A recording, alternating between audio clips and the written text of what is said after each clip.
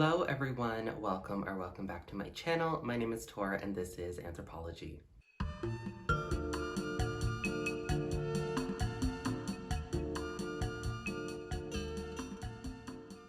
Thank you for joining me in today's video. If this is your first time, welcome. I hope you enjoy your stay. On this channel, I talk all about things fashion, being mindful and intentional in all the things that we do. So if that sounds like something you're interested in, please consider subscribing, like this video if you want, comment anything that comes to mind, and turn on the notification bell if you want to be notified when I post, which is on Mondays and Thursdays.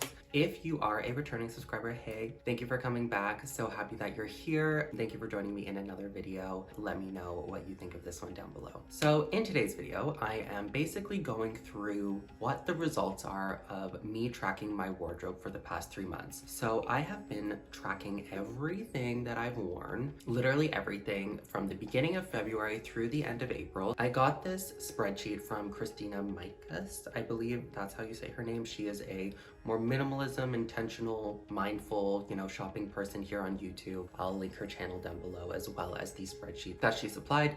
It's called the wardrobe inventory. Basically, you just note down everything that you have in your wardrobe. You note down how many times you wore it, why you bought it, the color that it is, etc., which will translate into the cost per wear of that item. So you can really have a good insight into what you're wearing from your wardrobe, how often you're wearing it and how often you're not wearing stuff, as well as how much your basically cost per wear is per item. So I'll break this video down into a few parts. The first part will be sort of the why behind this whole exercise, why I decided to participate in this, why I decided to, track everything that I wore for the past 3 months. Next, I'll go into what some of those key items were. So for the sake of this video, I will go through my most worn bags and my most worn shoes. I'll also be going into some learning, so things that I learned throughout this process, sort of gathering the data on my life and then analyzing it a little bit. And then also, I'll leave room for discussion at the end. If anyone wants to participate in this, definitely let me know and I'll definitely be interested in going through that journey with you. So without further ado, let's get into the first part, which is the why. So throughout this channel, if you've been following it for a while, I've been going through some ups and downs in my shopping journey. I've been more so focused on intentional buying, really figuring out what my style is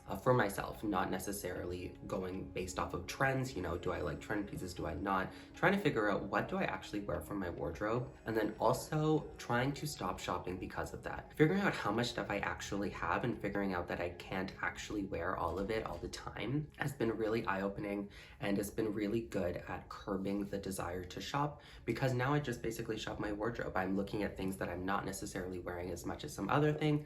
I'm trying to reincorporate those back into, get better cost per wear. So that was why I did it. I also wanted to genuinely see how much I wore things. I had a vague idea of how much I wore things, like I wore this jacket more than I wore my other jackets, or I wore these shoes more than I wore my other shoes, but I had no idea what those numbers were. So how often I actually did wear something in comparison to other things. Okay, so I have my laptop here. I am screen recording it, so I will be putting that screen recording here. So obviously this is just tracking from February, so the cost per wear is not accurate, but it's just a general idea. Now, the interesting part is my designer ready to wear.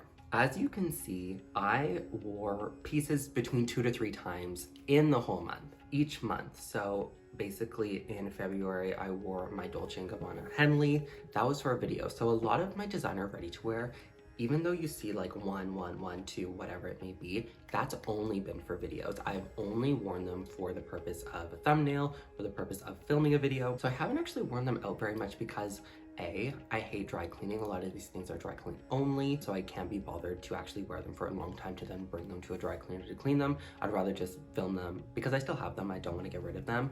But yeah, basically that's that. So I don't actually wear designer ready to wear. It was a great learning to see that I shouldn't be buying that shit because I don't wear it, and like the numbers prove it. So I'll get into learnings afterwards. We have a visitor. All right, so we have a little visitor here, Dinksy baby.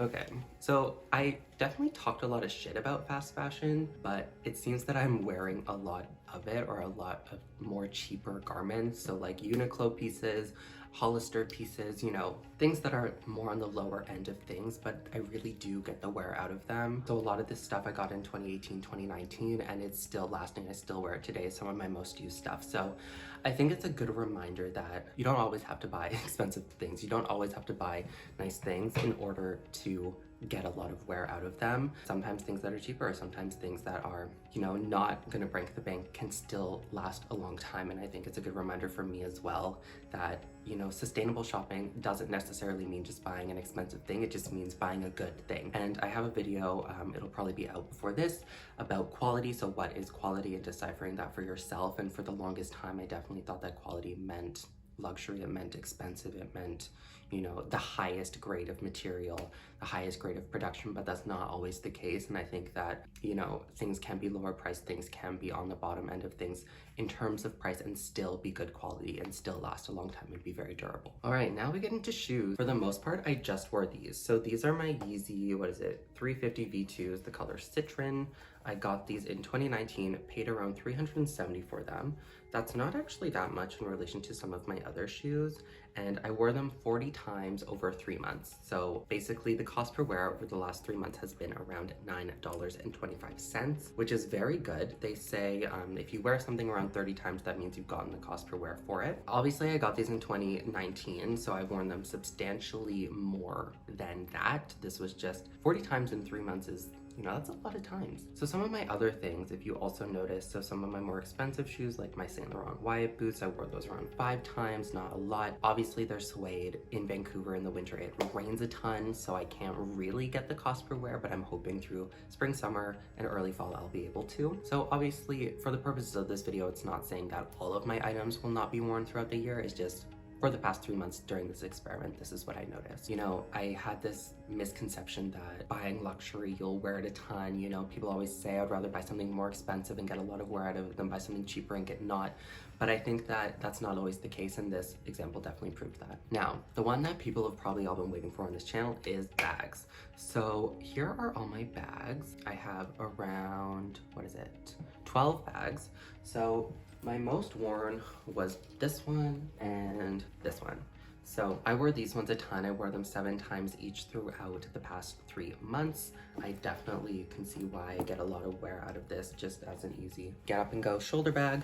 Also, this one is super easy, super casual, really good to run errands and just sort of chuck it and go. So my cost per wear for the Ava, it's around $328 per use. So that is still quite a bit. Obviously, this will get more use as time goes by, but in the past 3 months, I've worn it 7 times, which is quite a bit, I think. And then, you know, the cost per wear is around $328. However, if you look at my luggage tote, that one, I only managed to wear 3 times, and it was really, I was forcing myself to wear it, you guys. So that is still a cost per wear of around $1,200 per use.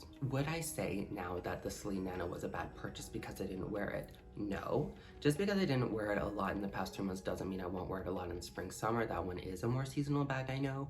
So it's definitely interesting to figure out, especially if you live in a 4-season area. Different things will get different uses at different times of the year. Obviously, we all know that. Also, since I've been going to the office more, I've been pulling out my Coach backpack. This one didn't get that much use from the time I stopped university to basically now. It didn't really get any use, and now it's sort of come back. So things been in my closet for a long time are now sort of having a little resurgence as life circumstances have changed. So that's just a little bit about my spreadsheet. Okay, now let's get into some learnings. So the first part is that I often wear the same thing. So as much as I tried in the beginning to circulate through different items, to really figure out, you know, pull things from the back of my closet and wear them, at the end of the day, I've been gravitating towards the same things, which is like the same 4 Lululemon bottoms, the same jacket, the same bags, the same sweater combos.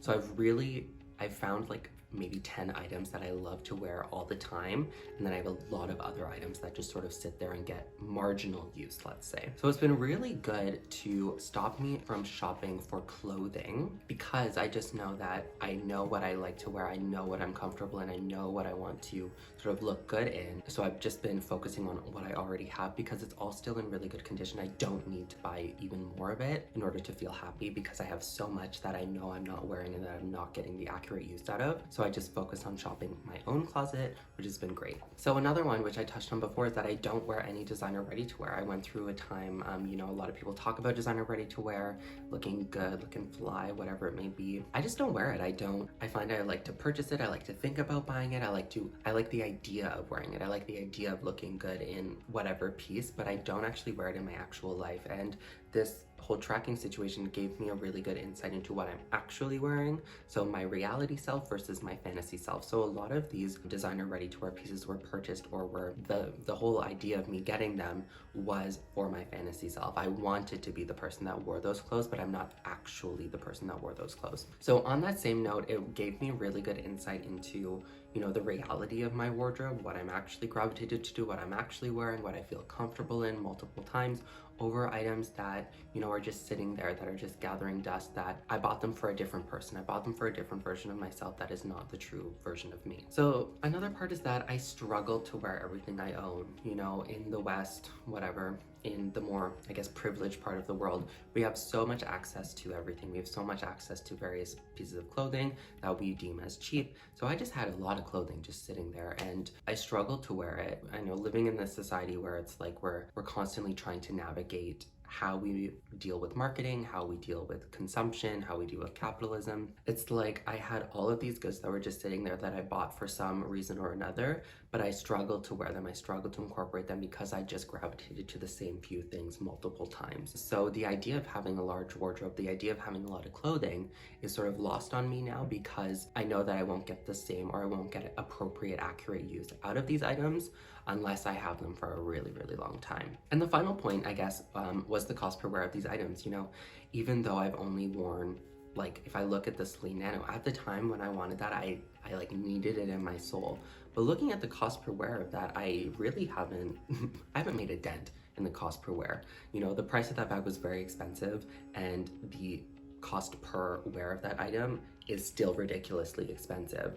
And it doesn't, like, I'm gonna have to wear that item for years, for decades, in order to bring that cost per wear down to a digestible amount. But it's just very interesting to see the actual cost per wear of something. You know, the perceived value or the perceived cost per wear can be very different from the reality.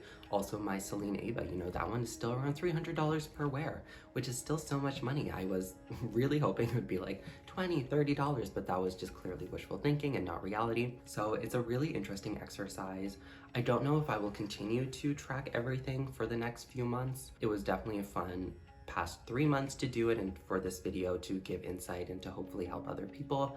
I just don't know, it became sort of tedious. I was tracking everything that I wore, like every time I wore it, and I don't know if I'll be doing that still. I think I got the value from it, and I got the value from the exercise, and now I can just sort of take that info and move forward with that. So that was my video. I hope you all gained some value from this, and I hope you will all, maybe, if you feel like you want to take on this exercise and do this, I definitely encourage it. I'll link Christina and Mychas' video down below where you can access this spreadsheet. As always, please comment anything you learned down below, anything you like. If you've been in a similar boat, please like this video. Please subscribe if you feel so inclined, and turn on the notification bell if you want to be notified when I post on Mondays and Thursdays. Thank you all for watching, and I hope to see you all next time. Bye, guys.